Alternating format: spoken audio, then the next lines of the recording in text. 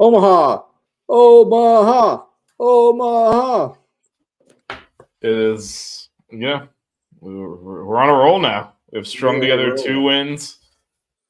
Who's playing shortstop?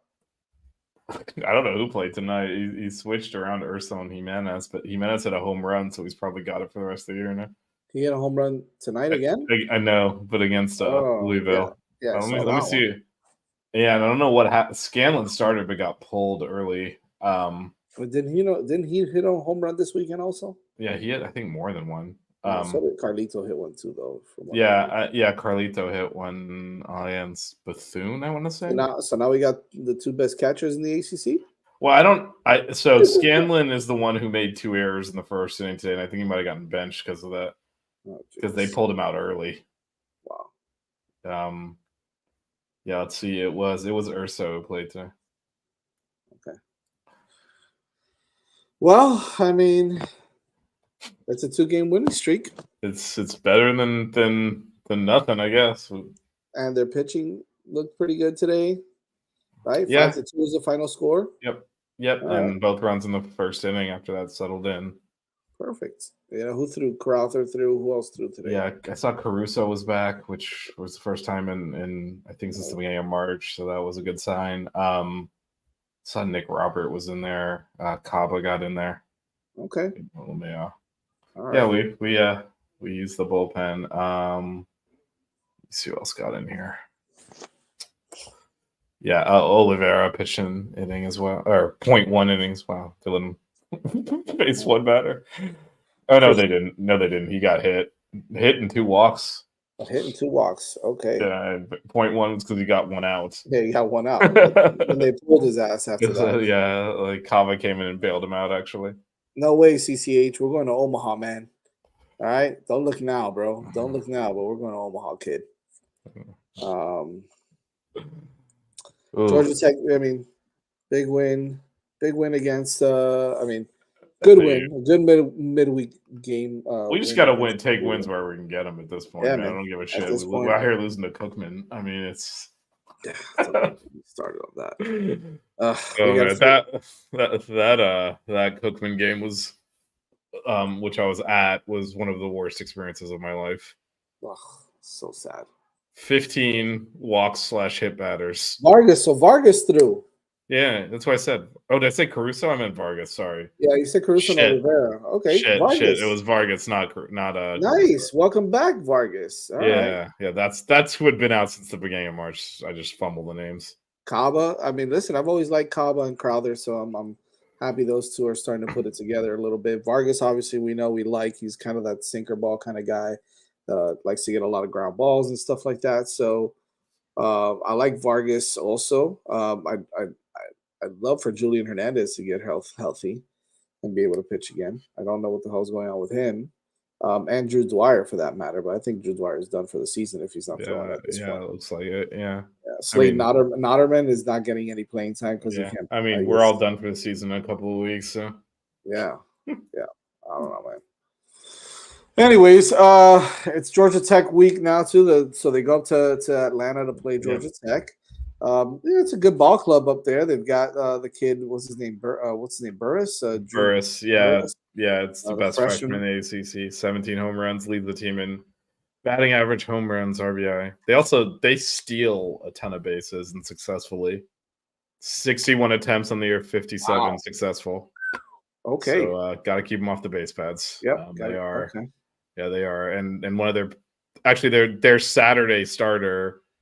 Cam Jones is also an everyday player. He's 21 of 22 on steal attempts this year. So, and he's their Friday guy. He's their Saturday guy. He's their Saturday guy. So he'll DH that day. Right. Wow. So on the day he pitches, he'll hit as well. Yeah, he'll DH. Right? Yep. That's what they've been doing. And so, I mean, is that really a designated hitter though? Because he's your pitcher, so he's not going to hit ninth. He's probably going to hit cleanup or something, right? Yeah. I miss those days, man. I miss the days of having those guys like the Jack Cagliones and the Cam Jones, like guys like that. Like you don't have guys like that. I don't remember the last time Miami had a guy that was really good. I know what's his name, the lefty that we had here for a little bit. that pitched and he hit what's it, JD? He had the Tommy John. Yeah. He was wild. He couldn't find the zone when he pitched. He could. I mean, at the beginning, like his freshman and sophomore year was decent on the mound, but then he got hurt. He couldn't throw strikes. JT something or JD something. So I don't remember his name. I can picture him. Yeah, I'm sure CCH could tell us. But even then, right? Like he's not a guy that you feared at the plate. Jack Caglione throws 96 off the bump, and then he hits 35 bombs. What's his home run win streak up to at this point? He was it was 10. I wonder if he homered today. He was on like a 9 or 10 game home run. Caglione? Yes. Yeah, I guess it's stud, man. It was JP Gates, by the way. JP Gates, there it is. There it is, JP Gates.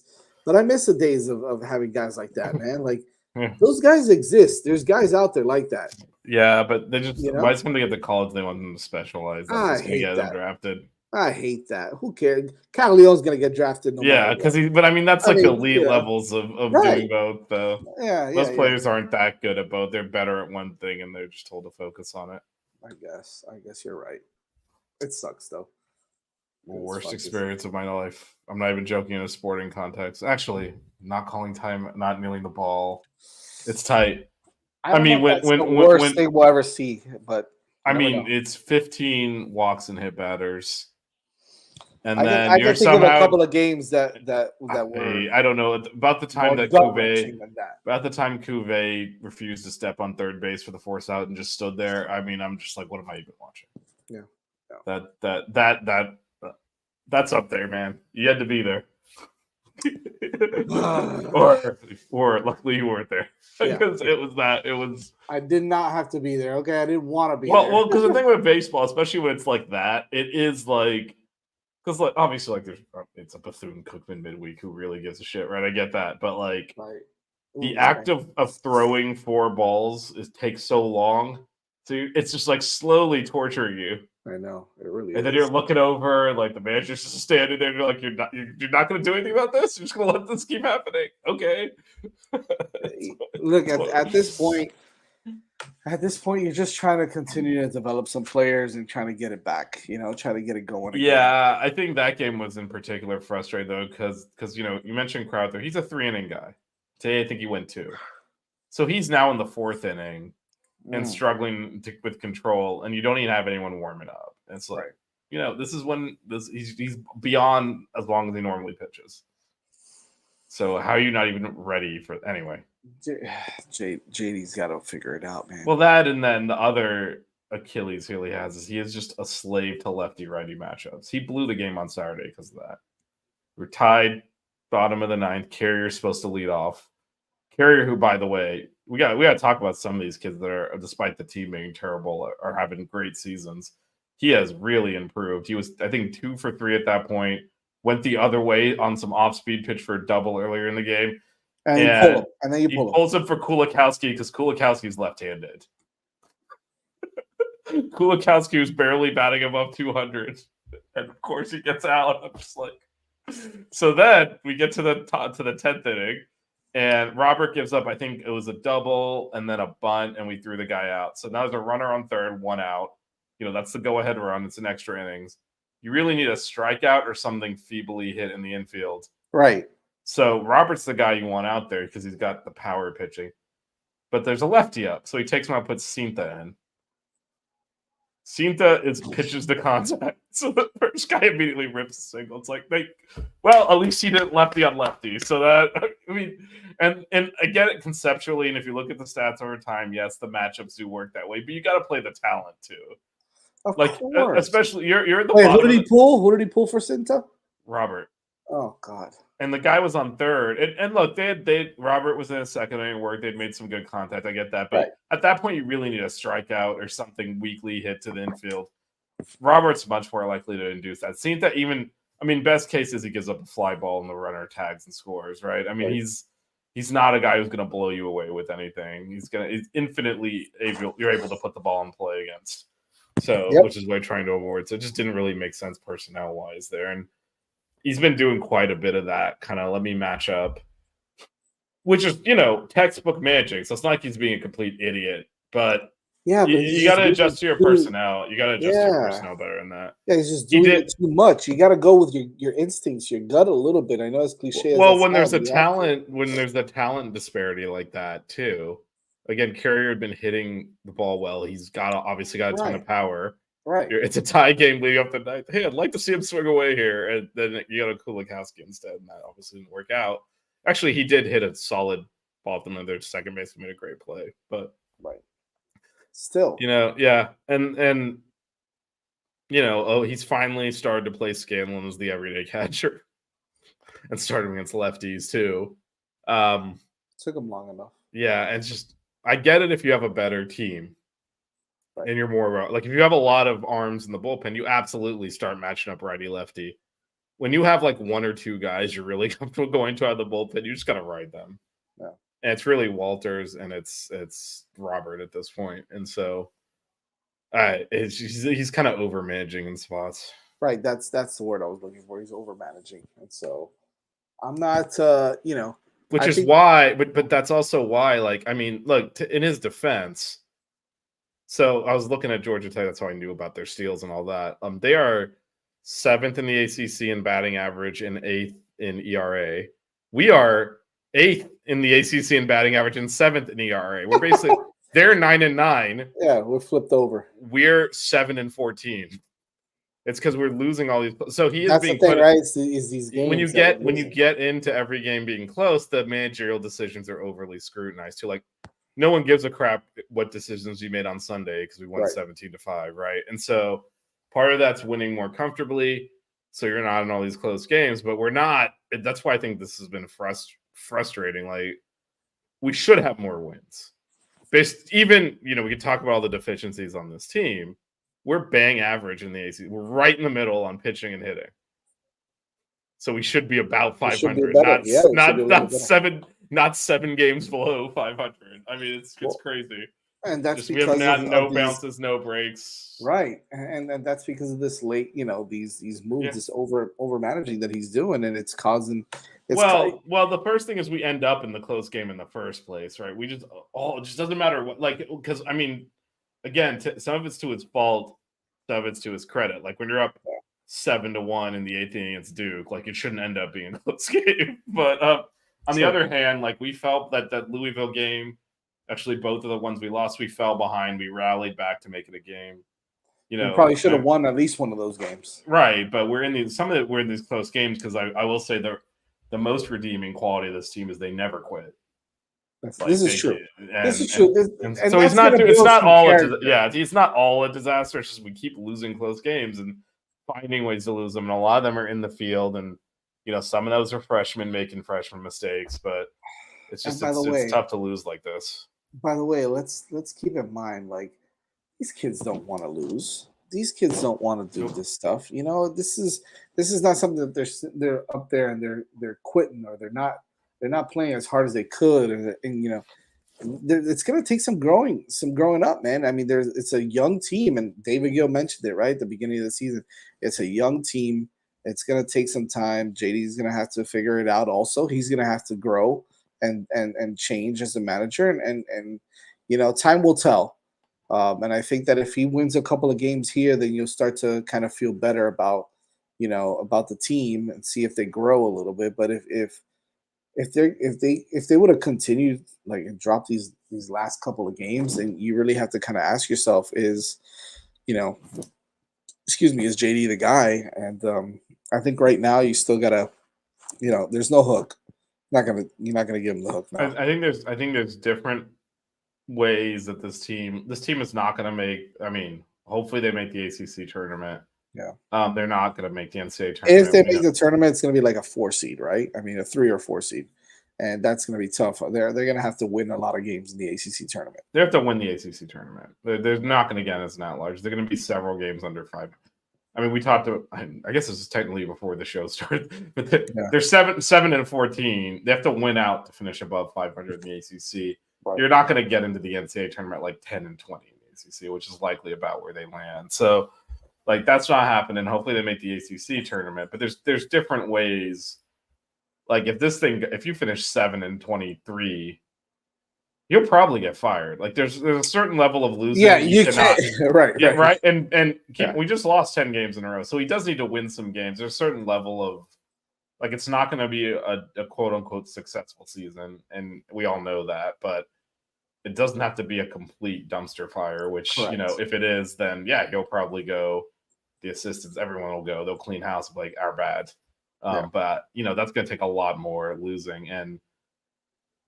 The schedule is going to ease off a little bit here because it has been brutal. A lot of top 15, I think 5 or 6 top 15 series they played. So, there's a lot of combinations that has gone into this record being what it is. But he's now got to, last season of the series, last series of the season is hosting Pitt, who's also on the edge of, maybe you'll make the ACC tournament, maybe not. Beat them at home.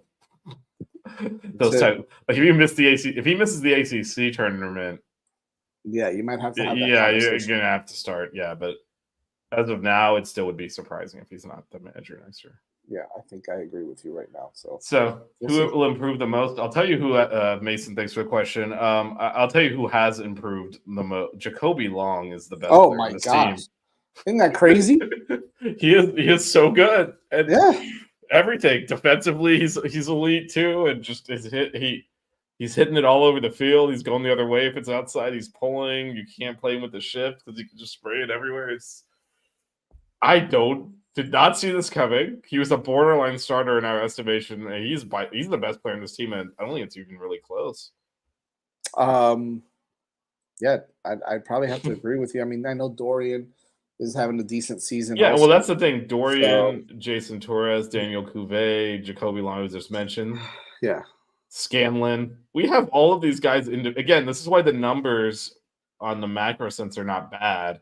We just keep losing. It doesn't make sense. We just keep losing. Well, we make the stupid play, the catastrophic error. Right. We strike out at the worst times when like a productive out will get you a run. Yeah. We do a lot of the little things wrong, and that's what leads to losses. But the big things, like we have several players playing really at a high level. Like if you look at this lineup and you look at the, and even the pitching staff, and you look at the ERAs and you look at the batting averages, and you go, what do you think the record is for this team right now?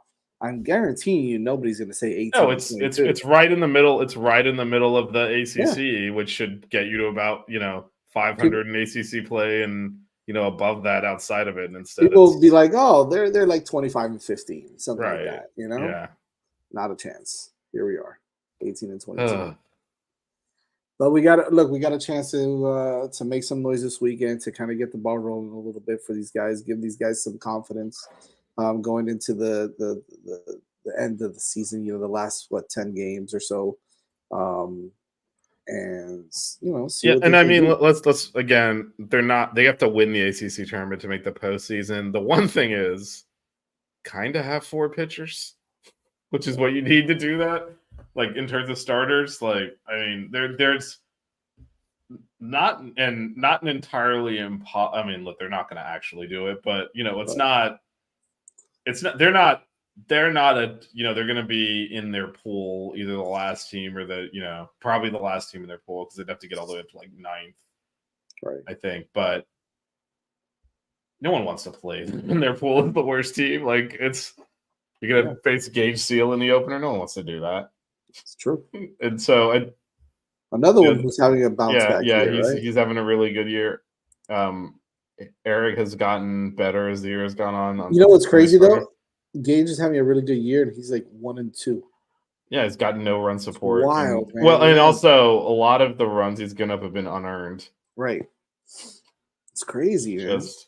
Rafe is probably the one that's kind of like, he's got his moments where he looks spectacular, and then he's just kind of. I think it's the same thing that plagued him. I mean, we of course who followed the team from start to finish last year and did not just watch him pitch against Texas. That's right. We're like, this come from? Well, partially, but it's like, but that's when he can find the zone, and he struggles with control too, and he still does.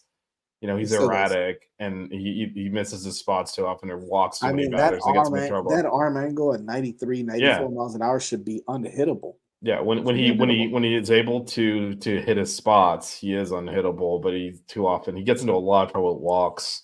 Yeah.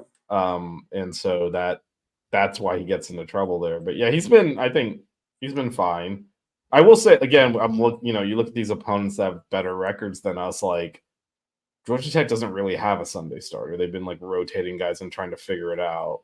Like, it is incredible how bad our record is. With like, we have a settled weekend rotation. We've used the same one we haven't had to deviate at all. It's the same three guys have started every weekend series, and yet. But that kind of shows you that those little things, like you mentioned, there's just the little things that have screwed us over, and people don't realize how that could really affect a game. It's just the smallest, most minute, errors or mistakes could kind of unravel the whole entire game. And I'm glad you phrased as mistakes, because they don't all show up as errors, right? But right. But they, it's the things where you got to make a certain play and you don't make it cleanly, or something gets scored a hit, or like you can't assume a double play, so they try a turn two and they really should, but they don't, and then the run scores off of that, and like that just counts as a run, and you don't really realize, well, we should have gotten out of that inning, right? Exactly. And our opponents get out of that inning in the same situation, and that's why we lose. And the striking out, we started the year off making a lot more we striking out at an insane level at this point. Yeah. The same Bethune-Cookman game, we struck out I think 11 times. And those are unproductive outs. So when you get guys on, you don't get them home. Right. So I think those are like the hidden things that cause these games to be a 1-run game instead of a 3 or 4-run game, and then you lose at the end. It should have been that close in the first place. Right.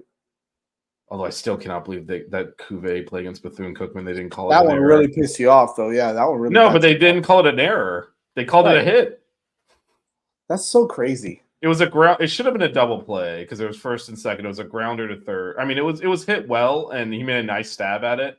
Right. So again, you can't assume a double play, but he should have easily just stepped on third and fired across for the double play. But he dropped the ball when he was trying to put it into his throwing. On the transfer, gotcha. Yeah, and then he just picked the ball up and stood there, even though he was a foot from the bag, and the Bethune-Cookman runner was only halfway between.